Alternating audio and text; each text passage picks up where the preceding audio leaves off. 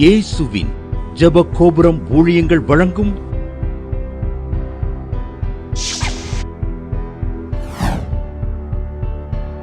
நம்பிக்கையிலே சந்தோஷமாயிருங்கள்.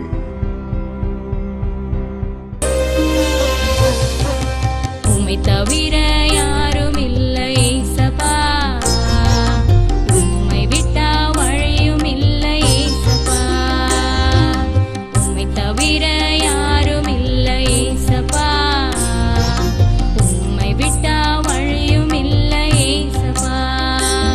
என் கரத்தை பிடிச்சு நீங்க நடத்துங்க, என் கரத்தை பிடிச்சு நீங்க நடத்துங்க. உங்க காலில் விழுந்து கிடக்கிறேனே ஏசப்பா, உங்க காலில் விழுந்து கிடக்கிறேனே ஏசப்பா, உம்மை தவிர யாரும் இல்லை ஏசப்பா, உம்மை விட்டா வழியும் இல்லை ஏசப்பா.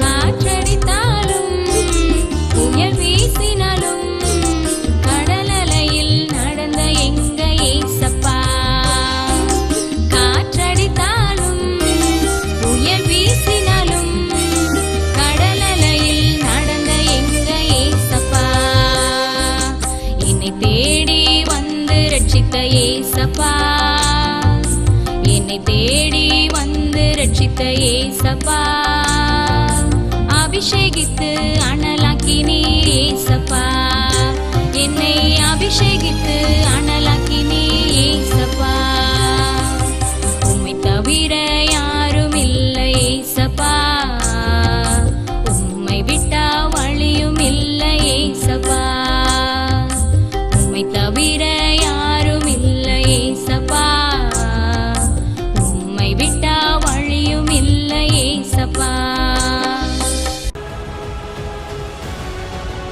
தேனியிலிருந்து மெர்சிங்கிறவங்க எழுதியிருக்காங்க. அவங்க குழந்தைக்கு நிமோனியா ஜெலி காய்ச்சல் வந்து மதுரையில் தான் நான் அட்மிட் பண்ணேன். டாக்டர் இக்கட்டாக இருக்குன்னு சொன்னார். நான் இந்த ஜாய் டிவி எப்பவுமே பார்ப்பேன், இல்லைன்னா யூடியூப்பில் ஜாய் டிவியை பார்ப்பேன். இந்த நம்பிக்கையில சந்தோஷமர நிகழ்ச்சியை தொடர்ந்து பார்க்குறேன்.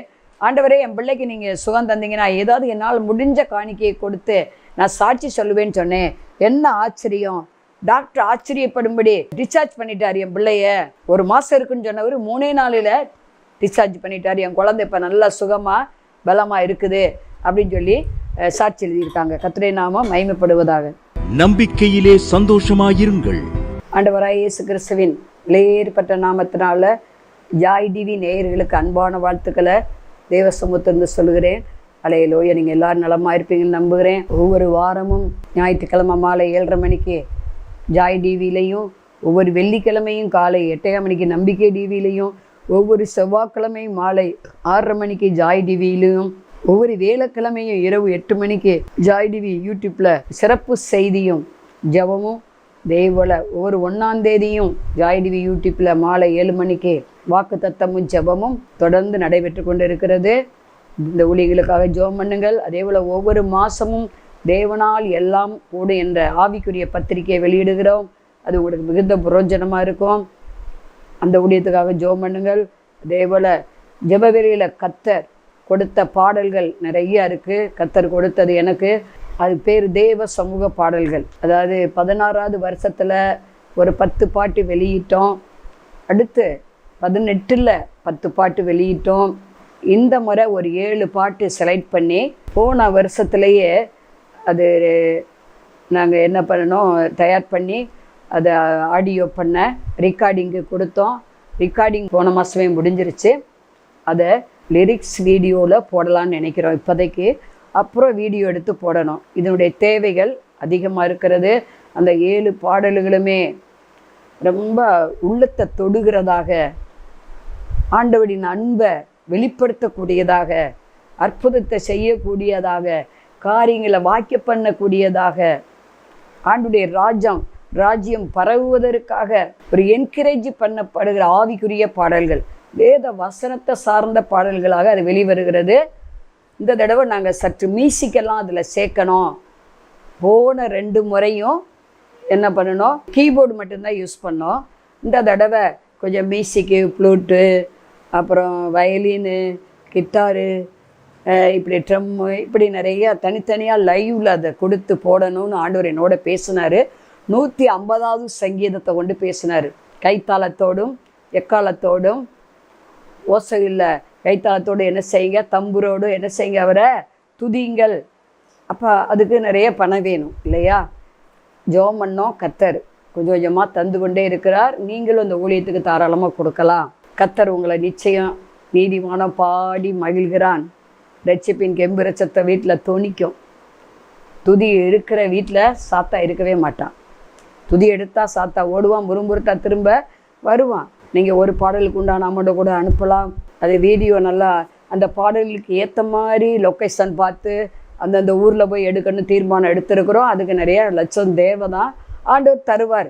ஆண்டவர் என்ன செய்வார்? கண்டிப்பாக தருவார். அந்த நம்பிக்கை இருக்குது, விசுவாசம் இருக்குது. இதுவரை என்னை இந்த ஊழியத்தை கடன்லாம் ஆண்டவர் கொண்டு போயிருக்கார். யார்ட்டையும் கைமாத்து வாங்கலை, நாளைக்கு தாரேன்னு அந்த வேலையே இருக்கக்கூடாதுன்னு வச்சுருக்கேன். நான் கண்ணியோ கடன் வாங்க மாட்டாய், நான் ரட்சிக்கப்பட்ட நாள் முதல் அந்த வசனத்தை கைக்கொள்கிறேன். ரூபாய் இந்த ஊழியங்களுக்கெல்லாம் பணம் நிறைய தேவை தான் படுது. ஆனால் ஆண்டவர் தர என்ன செய்கிறோம், நாங்கள் விதைக்கிறோம். அல்லேலூயா. கத்தெடுத்தனை வாங்கி கத்தருக்கே கொடுக்குறோம் என்று தாவீது சொல்லுகிறார். 1 29 அதிகாரத்தில் ரொம்ப அருமையாக எழுதுகிறாரு. அதையே தான் நானும் கை கொண்டு வருகிறேன். நிச்சயம் கர்த்தரை நம்புகிற என் மேலே நிச்சயம் குற்றம் சுமர முடியாது. நான் ஆண்டவர்கிட்ட ஜெபம் பண்ணுவதெல்லாம் அதுதான். உமக்கு முன்பாக உண்மை உத்தமாக இருக்கணும் ஆண்டவரே. எல்லாருக்கும் முன்பாக குற்றமற்றவளாய் காணப்படணும், உண்மை உள்ளவளாய் இருக்கணும், நீர் யோக்கியமானவைகளை செய்யணும் அப்படிங்கிறது என்னுடைய விண்ணப்பமாகவும் இருக்கும். பரிசுத்த ஊழியமாக, குற்றமற்ற ஊழியமாக, நீர் அங்கீகரிக்கிற ஊழியமாக, நீர் இருந்து நடத்துகிற ஊழியமாக இருக்கணும். ஏன்னா அந்த ப்ராஜெக்டெல்லாம் பெரிய ப்ராஜெக்டாக இருக்குது. எனக்கு எந்த ஒரு இதுவும் கிடையாது. கல்பம், அதாவது அரசாங்க வேலையும் பார்க்கல, எங்கள் கணவரும் கிடையாது, பையனும் கிடையாது.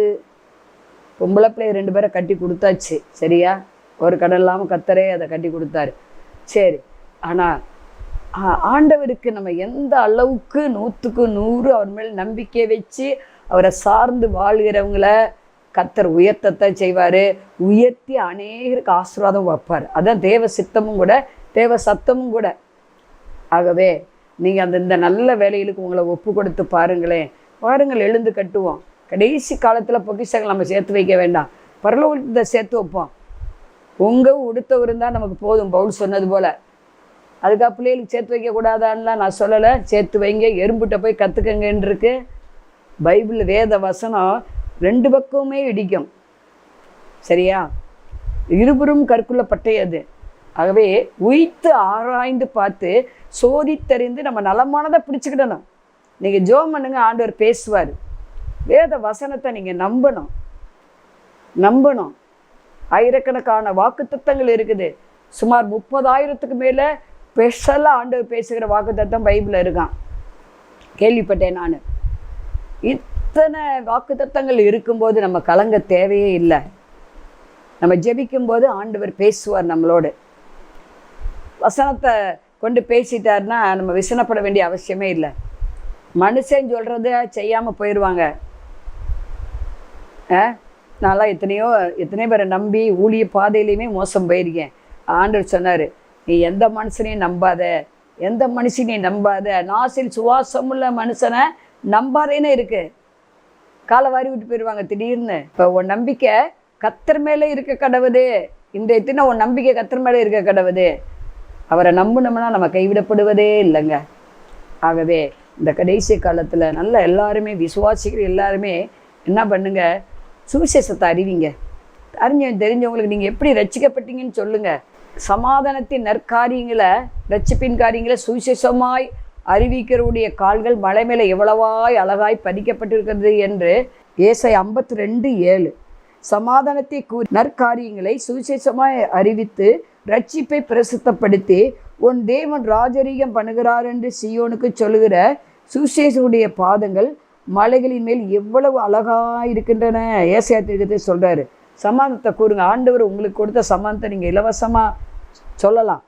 நற்காரியங்களா சாட்சியலை, கர்த்தர் உங்களுக்கு செய்த நன்மைகளை சுவிசேஷமாக அறிவிங்க. நீங்கள் எப்படி ரட்சிக்கப்பட்டீங்க அந்த ரட்சிப்பை கூறுங்க மற்றவங்களுக்கு. உங்களை ஆண்டவர் ஆசீர்வதிப்பார், கண்டிப்பாக ஆசீர்வாதம். இந்த வருஷம் அதை நீங்கள் செஞ்சு பாருங்களேன். இதுவரை தடைப்பட்ட நன்மைகளாக உங்களை வந்து சேரும். தலையை தாழ்த்தி ஜெபம் பண்ணுவோம். பரலோக பிதாவே, நாங்கள் சோத்தரிக்கிறோம், துதிக்கிறோம். ஆவியானவர் இறங்குவாராக. இந்த தேவ செய்திக்கு விரோதமாக எழும்புற ஆயுதம் வாய்க்காமல் போவதாக, 1 100 பலன் தருவதாக. ஓ ராக அதிகலபர ஒஷே, உன்னை கண்மணி போல காப்பேன். உன்னை தொடுகிற என் கண்மணியை தொடுகிறான். ரேக்கா, அந்த மங்கின பார்வையை கர்த்தர் நீக்கி போடுகிறார். யாவரையும் தெளிவாய் கண்டான். அலே லோயா ரேக தீகலபரவசே, ஓ ரக தீகபி அந்தலபரவசே. ஓ அடிக்கடி சோர்வு வருது, பலவீனம் வருது, ரொம்ப நடந்தா மூச்சு வாங்குது. கர்த்தர் அதை எடுத்து போடுகிறார். அந்த பலவீனத்திலேருந்து இப்போது விடுதலை நசனா இயேசு நாமத்தில் உண்டாவதாக. ஓ ரீகா தீகாபாபி அந்தலபரவோ, பிரிந்த குடும்பங்கள் இணைவதாக இயேசுவின் நாமத்தினால. அலே லோயா, அலே லோயா ரக தீகரபஷே, அலே லோயா, அலே லோயா. ஸ்கின் நோய் இயேசுவின் நாமத்தில் நீங்கி போவதாக. அலே லோயா. விபச்சாரம் இயேசு நாமத்தில் நீங்கி போவதாக. அலே லோயா. ரெக்கோ தூக ரக தீகரபஷே. சந்தேகம் நீங்கி போவதாக இயேசு நாமத்தினால. இந்த தேவை செய்தி 100 மடங்கு பலன் தரட்டும் இயேசு நாமத்தை பிதாவே. இந்த நாள்லையும் கூட தேவ செய்தியுடைய தலைப்பு, நன்மையான எந்த ஈவும் பூரணமான எந்த வரமும் பிதாவிடத்திலிருந்து வருகிறது. ஜோதியிலின் பிதாவிடத்திலிருந்து வருகிறது. சுருக்கமாக சொன்னால், நன்மையான எந்த ஈவும் பூரணமான எந்த வரமும் பரத்திலிருந்து வருகிறது. அதான் செய்தியுடைய தலைப்பு. எங்கிருந்து வருகிறது? பரத்திலிருந்து வருகிறது. ஏன்னா நம்ம ஆண்டவருக்கு தீமை செய்யவே தெரியாது. தீமையை பாராத சுத்த கண்ணர். அதை தாவி சொல்றாரு, எனக்கு ஒத்தாசை வரும் பருவங்களுக்கு நேராக என் கண்களை ஏறெடுக்கிறேன். வானத்தை பூமி உண்டாக்கின கர்த்தரிடத்திலிருந்து எனக்கு ஒத்தாசை வரும். ஒரு ராஜா சமஸ்த இஸ்ரவேலுக்கு 40 வருஷம் பிரதமராக இருந்தவர். 1 வருஷம் 2 வருஷம் இல்லை. இப்போ 5 வருஷத்துக்கு ஒருக்கா எலெக்ஷன் வருது இந்தியாவில். அமெரிக்காவில் 4 வருஷத்துக்கு ஒருக்கா ஜனாதிபதி தேர்தல் வருது. ஆனால் இஸ்ரேல் தேசத்தில் எத்தனை வருஷத்துக்கு ஒரு முறை எனக்கு தெரியாது. ஆனால் இப்போ நம்ம நாட்டுப்படி வழக்கத்தின்படி பார்த்தா 5 வருஷம்னா பாருங்கள், 8 முறை ஒரே ராஜா தான் ஆண்டிருக்கார். மறுபடியும் செலக்ட் ஆகியிருக்காரு. அவர் சொல்கிறாரு, எனக்கு வானத்தை பூமி உண்டாக்கின கர்த்தரிடமிருந்து ஒத்தாசை வரும். இங்கே யாக்கோபு அப்போஸ்தலன் சொல்லுகிறார், நன்மையெல்லாம் பரத்திலேருந்து வருது, தீமையெல்லாம் இந்த பூமியிலேருந்து வருது. ஏன்னா பரலோகத்தில் தீமையை பார்க்க முடியாது.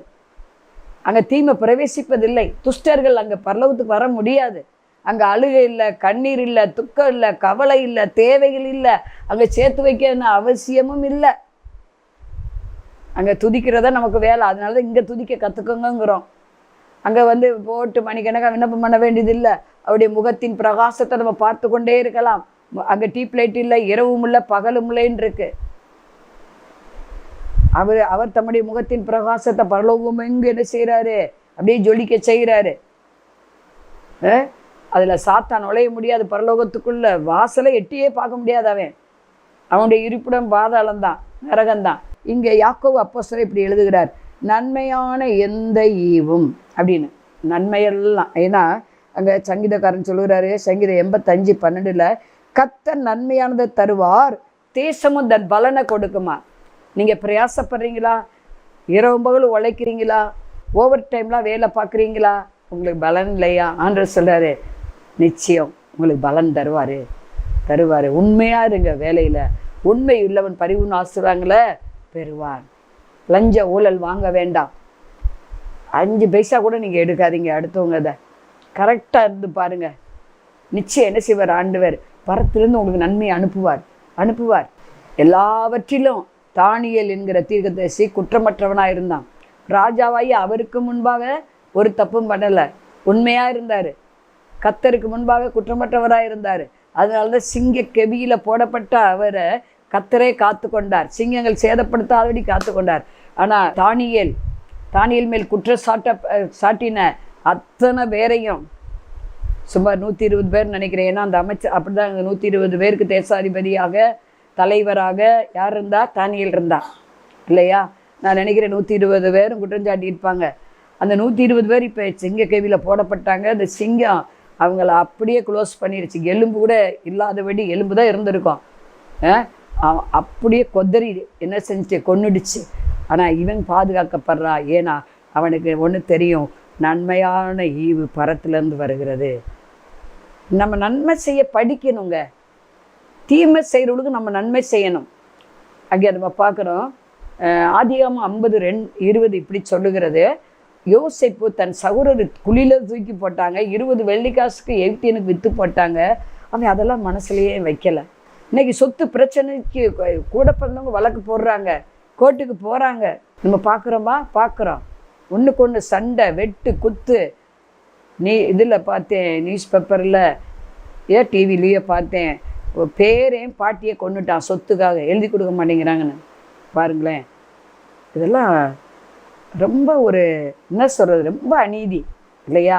ஆனால் நம்ம பாருங்கள், அந்த சகோதரர்களை கூட பிறந்த அத்தனை சகோதரரையும் தகப்ப என்ன செஞ்சார்? நானும் வந்தாய் உன்னை வணங்குவோமோ, உன் கூட பிறந்த சகோதரெல்லாம் உன்னை பணிவாங்களோன்னு அசட்டை பரியாசம் பண்ணார். அந்த தகப்பனையும் ஆதரிக்க இவர் தான் ஆண்டவர் வச்சுருந்தார். தீமை செஞ்ச தகப்பனுக்கு கூட பிறந்தவங்களுக்கு அவங்க அவங்க அவங்க வம்சம்லாம் 70 பேருன்னு எழுதப்பட்டிருக்கு. யாக்கோவின் பிள்ளைகள் எல்லாம் பேரம் பேத்தி எல்லாம் அந்த 70 பேரை இவர் என்ன செஞ்சார்? கோசை நாட்டில் வச்சு நன்மையானவில கொடுத்து காத்துக்கொள்கிறாரு.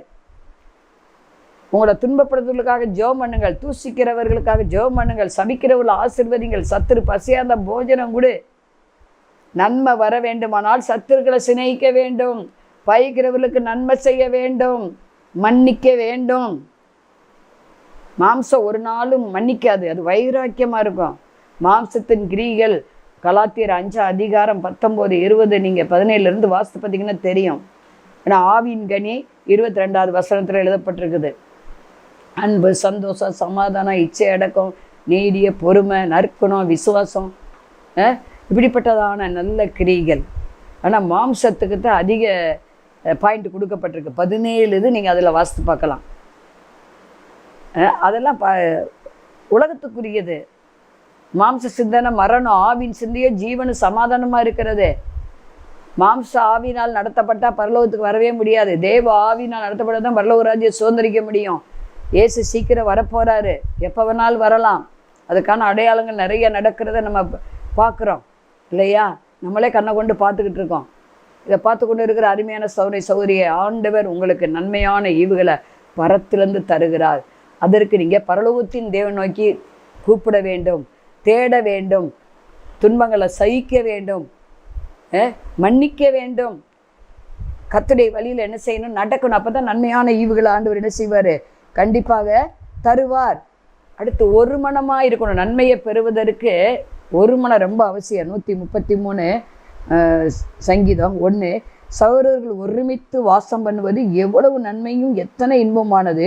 அது ஆரோனுடைய சிரசை மேல் ஊற்றப்பட்டு அவருடைய தாடியிலே வடிகிறதும் அவருடைய அங்கிகளின் மேல் இறங்குறதுமான நல்ல தைலத்துக்கும் எர்மோன் மேலும் சீயோன் பர்வதங்கள் மேலும் இறங்கும் பனிக்கு ஒப்பாயிருக்கிறது. அங்கே கர்த்தர் என்றென்றைக்கு ஆசீர்வாதத்தின் ஜீவனையும் கட்டளையிடுவார். பார்த்தீங்களா? ஒரு மனம். சண்டை போடாதீங்க சொத்துக்காக. கணவன் மனைவி சண்டை பிடிச்சிக்கிடாதீங்க. ஒன்றால் இந்த செலவு, ஒன்றால் நான் கட்டேன், என்னால் நீ கட்டேங்கிற வார்த்தை வரவே கூடாது. கணவன் கொஞ்சம் கோவப்பட்டால் மனைவி அப்படியே அமைதியாகிடணும். மனைவி கோபமாக இருக்காங்கன்னா கணவன் கொஞ்சம் தாழ்ந்துடணும்.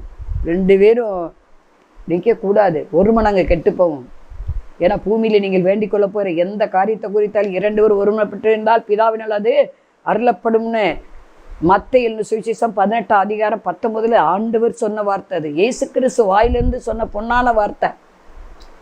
இதை கேட்டுக்கொண்டு இருக்கிற அருமையான சௌரிய ஒரு மனதை காத்துக்கொள்ளுங்க. அப்போ நன்மையான ஈவு வரும். வரங்கள் அங்கேருந்து அப்படியே உங்கள் மேலே இறங்கி வரும். எந்த வரமும் வரும், எல்லா வரமும் வரும். ஊழிய வரும், நித்திய ஜீவனுங்கிற ஒரு வரம் கிடைக்கும், கனிகள்ங்கிற வரம் கிடைக்கும். உங்களுக்கு 9 வரங்களுக்கு கிரியை செய்கிற அந்த வரங்கள் நம்முடைய சுய புரோஜனத்துக்காகவும் மற்றவர்களுக்காகவும் பயன்படுத்தப்படுகிறது. 1 கொரிந்தியர் 12 அதிகாரத்தில் வரங்களை குறித்து நம்ம பார்க்க முடியும். அன்பு கனியை குறித்து 1 கொரிந்தியர் 13 பட்டியலிடுறாரு.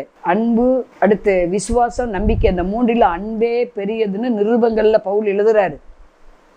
ஆகவே நீங்கள் நானும் எல்லா நன்மை பரத்திலிருந்து வருகிறது. அவர் சொல்லாக கட்டளை நிற்கும்.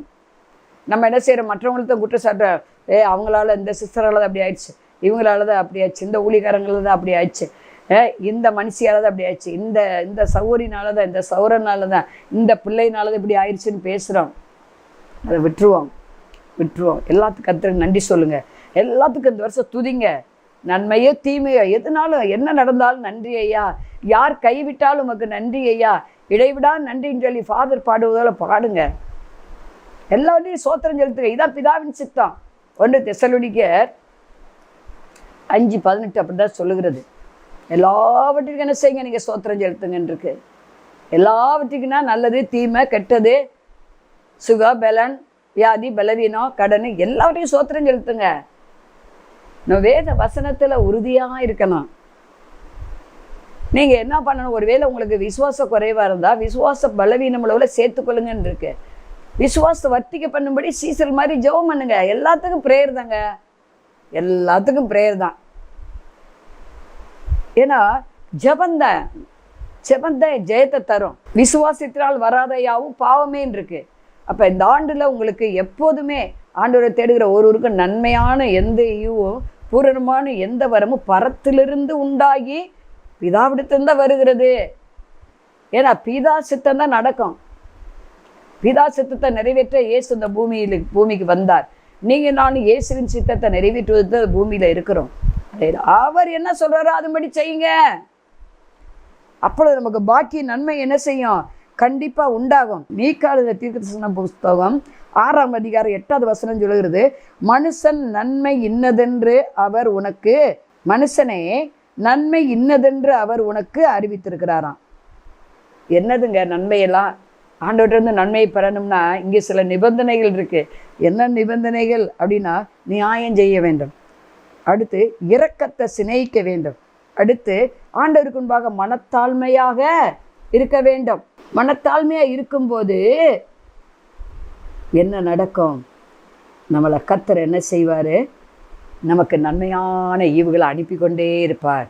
இரக்கப்படுங்க. இரக்கமுள்ள ஒரு பாக்கியவான்கள் அவர்கள் தேவனிடத்தில் இரக்கம் பெறுவார்னு இருக்கு இல்லையா?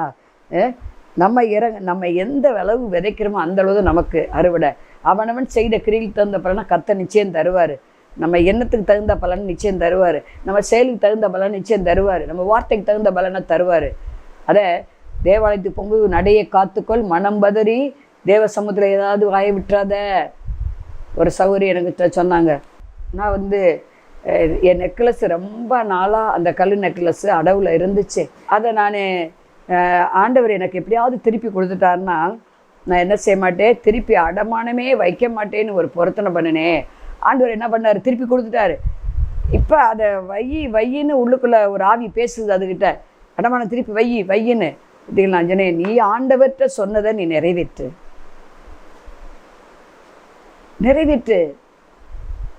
வைக்காத. ஆனால் வைக்க வேண்டிய சூழ்நிலை வருது அப்படிங்குது. நான் வச்சு ஆண்டவருக்கு 10,000 கொடுக்க போகிறேன், நீ வச்சு ஒன்றும் கொடுக்க வேண்டாம். ஆண்டவர் என்ன இந்த 10,000த்துக்கு அவர் ஏமாந்து போயிருக்கிறாரு. பூமி நிறைவு யாருடையது, அவருடையது. அவர் ஊழியத்தை அவர் பார்த்துக்கிடுவார். எனக்கு கொடுக்கப்பட்ட வாக்குத்தத்தம் அதுக்குதான். கர்த்தர் தமது தகன பிள்ளைக்கு உண்டான ஆட்டை அவர் பார்த்து கொள்வார். நான் கலங்குவது உண்டு ஒவ்வொரு மாதமும். ஏன்னா ஆண்டவர் பார்த்து அனுப்புகிறாரு நன்மையான இவங்களை. யார் உள்ளத்தில் ஏவுகிறாரோ அவங்க தான் அனுப்புகிறாங்க. கொஞ்சம் கொஞ்சமாக பலதுள்ளி பெருவெல்லாம் அதை சேர்த்து வைத்து மொத்தமாக ப்ரோக்ராமுக்கு நாங்கள் கொடுக்குறோம். ஓசியா ஒன்று டிவியில் வரலை, யூடியூப்பில் வரலை, போட மாட்டாங்க யாரும். புக்கு ஓசியா ப்ரெஸ்ஸில் வரலை. பல ஆயிரங்களை செலவு பண்ணுறோம், புரியுதுங்களா? யார்ட்டையும் காணிக்க கேட்டதும் இல்லை. ஆனால் நீங்கள் மனப்பூர்வமாக நீங்கள் கொடுக்கும்போது என்ன செய்வார், கர்த்தர் உங்களுக்கு தருவார். கடன் இல்லாமல் நீங்கள் வாழணும்னா ஊழியர்களுக்கு கொடுத்து பாருங்கள். சுவிசேஷத்துக்கு விதைங்க, போகிற சபைக்கு கொடுங்க. உங்களை ஆசிரிக்காமல் போகவே மாட்டார் ஆண்டவர், நிச்சயம் ஆசீர்வதிப்பார். ஏழைகளுக்கு உங்களால் முடிஞ்ச நன்மையை செய்யுங்க. மனத்தாழ்மையை நேசிங்க, இரக்கமுள்ளவர்களாக இருங்க, நியாயம் செய்யுங்க, அநீதி செய்யாதீங்க. அப்போ தான் நன்மையான ஈவு வரும். நன்மையான ஈவு வருவதற்கு நியாயம் செய்யணும், இரக்கம் செய்யணும், அடுத்து மனத்தாழ்மையாக நடக்கணும், அடுத்து ஒரு மனம் இருக்கணும் நமக்குள்ள, சத்துருக்களை சிறைக்கணும், 5ஆவதாக. 6ஆவதாக நன்மையை யோசிக்கணும், நீதிமொழி 14:22 படி. அடுத்து 7ஆவதாக தீமை செய்து பாட நிவிக்க வேண்டும், 1 பேதுரு 3:7. இந்த 7 காரியமும் நமக்குள்ளே இருந்தால் நிச்சய நன்மையான ஈவும் பூரணமான வரம் வந்துக்கிட்டே இருக்கும். நம்ம ஆசீர்வதிக்கப்படுவோம். வரங்கள் என்பது ஆவிக்குரிய லைஃப்பில் உயர்த்துவார் ஆண்டவர். ஊழியங்கிற வரம், நித்திய ஜீவன்கிற வரம், ஆவிக்குரிய வரங்கள் இப்படி நமக்கு கிடைக்கும். நன்மை என்பது நம்ம சகல நன்மையில் அணுவிக்க சம்பூரமான நன்மைகள் ஆண்டவர் தருவார். 1 தீமோத்தேயு 6:17. ஜெபம் பண்ணுமா? பரலோக பிதாவே, நாங்கள் சோத்திரிக்கிறோம், துதிக்கிற ஆவியா இறங்குவார, அபிஷேகம் இறங்கட்டும், வல்லம் இறங்கட்டும், உடைய பிரசன்னம் மூடட்டும், கர்த்தருடைய கரம் அமரட்டும். ராகா, இதை பார்க்குற ஒவ்வொருவருக்கும் என்னென்ன நன்மைகள் தேவையோ நசனா இயேசு நாமத்தில் பரத்திலிருந்து உண்டாகி கொடுக்கப்படுவதாக. ஆலே லோயா ரக தீக ரேபா தீக ரக. ஓ ராகா, வீடு கட்டுவீங்க, இந்த வருஷம் வீடு கட்டுவீங்க, இடம் அநேகர் வாங்க போறீங்க. அலே லோயா, தடைப்பட்ட திருமண காரியங்களை கர்த்தர் இந்த ஆண்டு வாய்க்க பண்ணுகிறார். நன்மை வருகிறது, மனைவியை கண்டறியும், நன்மையை கண்டடைகிறேன் என்ற வாக்குத்தத்தம் நிறைவேறும். செய்வன கட்டு மந்திர கட்டு நிரந்தரமாக இயேசு இரத்தத்தினால இயேசு நாமத்தில் அழிக்கப்பட்டு போவதாக. ரோகோ தி கபாபாலா பரவோ ரீக சபலி பரவோ தி கபாபாலா பரவோ. Thank you ஜீசர், thank you ஜீசர்.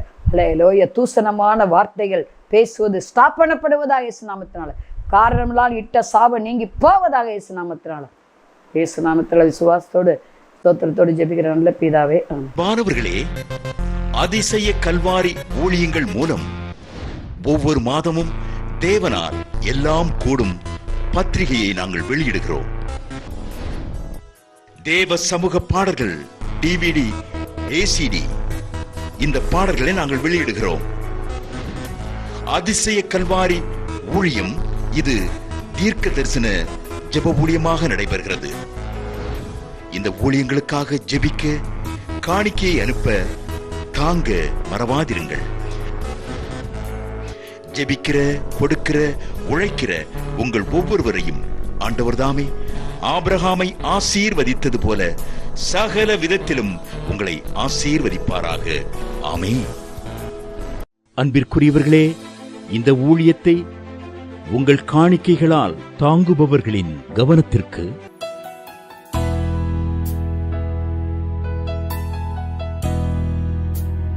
ஜிபே மூலமாகவும் நீங்கள் தாங்கும்படி உங்களை பட்சமாய் கேட்டுக்கொள்கிறோம். எங்களுடைய ஜிபே எண்ணானது 9439308550. எங்களது முகவரி சகோதரி எலிசபெத் சுந்தர்ராஜன், எண் 27, பொதிகை தெரு, குழந்தை சாமி நகர், வண்டியூர், மதுரை 20.